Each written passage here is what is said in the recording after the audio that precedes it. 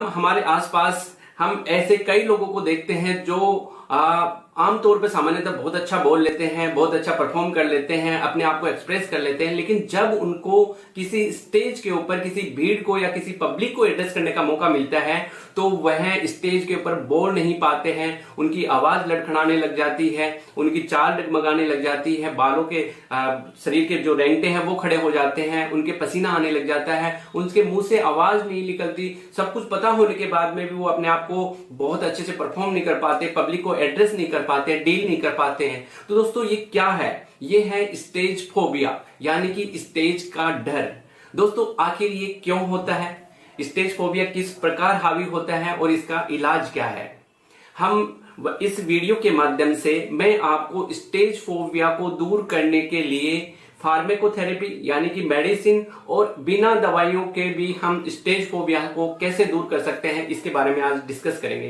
दोस्तों stage phobia एक प्रकार का डर है, एक मानसिक डर है जिसके जो कारणों की अपन बात करें तो उसके दो मुख्य कारण होते हैं। एक होता है साइकोलॉजिकल और दूसरा होता है फिजियोलॉजिकल।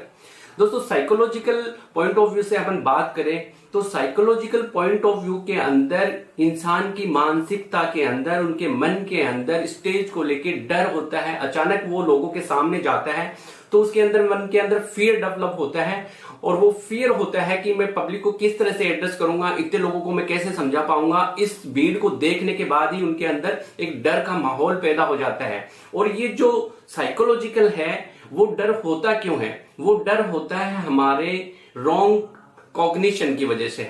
रॉन्ग कॉग्निशन क्या है?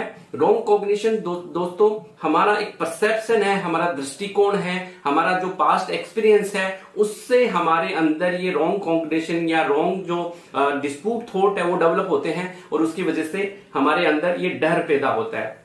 इसको बहुत अच्छे से समझिए दोस्तों।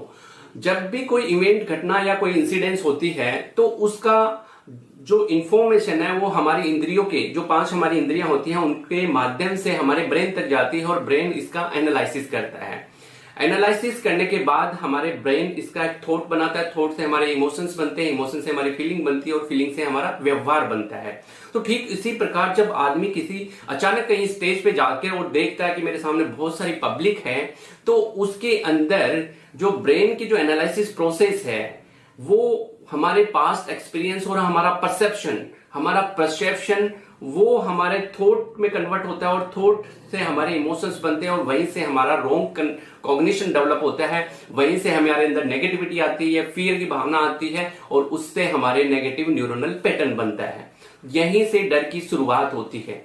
अगर दोस्तों फिजियोलॉजिकल पॉइंट ऑफ व्यू से बात करें तो जैसे ही हमारे साइकोलॉजिकल पॉइंट ऑफ व्यू से हमारे डर हमारे अंदर पैदा होगा तो हमारे जो ब्लड सर्कुलेशन है वो हमारे पेरिफेरी के अंदर सर्कुलेट होगा, हमारे रेंगटे खड़े हो जाएंगे, हमारी आवाज लड़खड़ाने लग जाएगी, आवाज क्लियर नहीं होगी, हाथ पैर कांपने लग जाएंगे, शरीर के रेंगटे खड़े हो जाएंगे।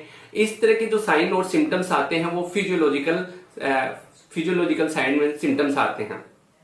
दोस्तों अगर ट्रीटमेंट की बात करें तो अक्सर लोग स्टेज फोबिया को लेकर मेरे क्लिनिक में आते हैं, साइकियाट्रिस्ट के पास आते हैं तो हम उनको 2 तरह से ट्रीट करते हैं। पहला ट्रीटमेंट होता है फार्मेकोथेरेपी। फार्मेकोथेरेपी जब बात करें अपन तो उसके अंदर हम फिजियोलॉजिकल जो प्रोसेस है, जो डर की मैकेनिज्म के वजह से जो डेवलप हुआ है, हम उसको रोकने की कुछ मेडिसिन देते हैं जिनकी वजह से फिजियोलॉजिकल जो सिम्टम्स आ रहे हैं जैसे डर लगना, घबराहट होना, बेचैनी होना, सर दर्द होना, हाथ पैर कपकपाना, ये सारे सिम्टम्स सबसाइड हो जाते हैं। लेकिन दोस्तों इसका मेन जो कॉज है, जो हमारा रॉन्ग कॉग्निशन है, जो हमारा परसेप्शन है, वो हमारे जो नेगेटिव उसके लिए थॉट्स है, जो फियर है वो नहीं जाता है। उस चीज के लिए हमें हमारे जो कॉग्निशन है उसको हमें करेक्ट करना पड़ेगा। दोस्तों स्टेज फोबिया को दूर करने के लिए हम 4 इंपॉर्टेंट चीजें मैं आपको बताता हूं, वो अगर आप अपनी लाइफ में उतार लेते हैं, उनको फॉलो कर लेते हैं और अपने जीवन में उतार लेते हैं तो आपको कभी भी स्टेज फोबिया नहीं होगा। दोस्तों पहला है स्टेज फोबिया। जो भी लोग स्टेज फोबिया से ग्रसित है, जिनको स्टेज फोबिया है, जो स्टेज पे जाने से डरते हैं, वो अपने आप को पहला जो ट्रीटमेंट का पार्ट है वो फॉलो करे, पॉजिटिव ऑटो सजेशन। दोस्तों पॉजिटिव ऑटो सजेशन क्या है? वो पॉजिटिव ऑटो सजेशन अपने आप को एक शांत मुद्रा में या अल्फा माइंड स्टेट के अंदर लेके जाना है और अपने आप को पॉजिटिव वाइब्स देनी है, पॉजिटिव ऑटो सजेशन देना है कि मुझे डर नहीं लगता, मैं कॉन्फिडेंट हूं, मैं बोल सकता हूं। और ये फ्रिक्वेंटली और बार बार करना है, और ये खासकर उस समय करना है जब आप सो के उठ रहे हो या फिर सोने की जाने की मुद्रा में हो। तब आपको 5 मिनट के लिए अपने आप को पॉजिटिव ऑटो सजेशन देना है, जिसकी वजह से आपके कॉन्शियस माइंड से सबकॉन्शियस माइंड के अंदर ये पॉजिटिव ऑटो सजेशन जाएगा और सबकॉन्शियस माइंड के अंदर इससे पॉजिटिव न्यूरोनल पैटर्न बनेगा और आपके अंदर कॉन्फिडेंस डेवलप होगा।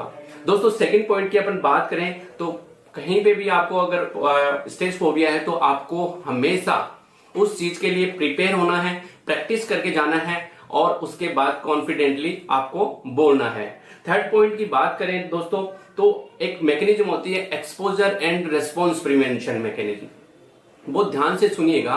एक्सपोजर और रेस्पॉन्स प्रिवेंशन मैकेनिज्म का मतलब है कि आप कभी भी स्टेज को अवॉइड ना करें। कभी भी आप भीड़ को एड्रेस कर रहे हैं तो आप उसको अवॉइड ना करें, बल्कि आप जब भी कभी आपके दोस्तों में, आपके फ्रेंड सर्किल में, आपकी फैमिली में, कभी भी किसी प्रोग्राम में आपको मौका मिलता है तो आप स्टेज को पकड़िए, स्टेज पे जाइए और बोलिए, अपने आप को एक्सप्रेस करिए। जब भी इससे आपके अंदर जो नेगेटिव सिम्टम्स आते हैं उनके रिस्पॉन्स को रोकना है, आपको टॉलरेट करना है।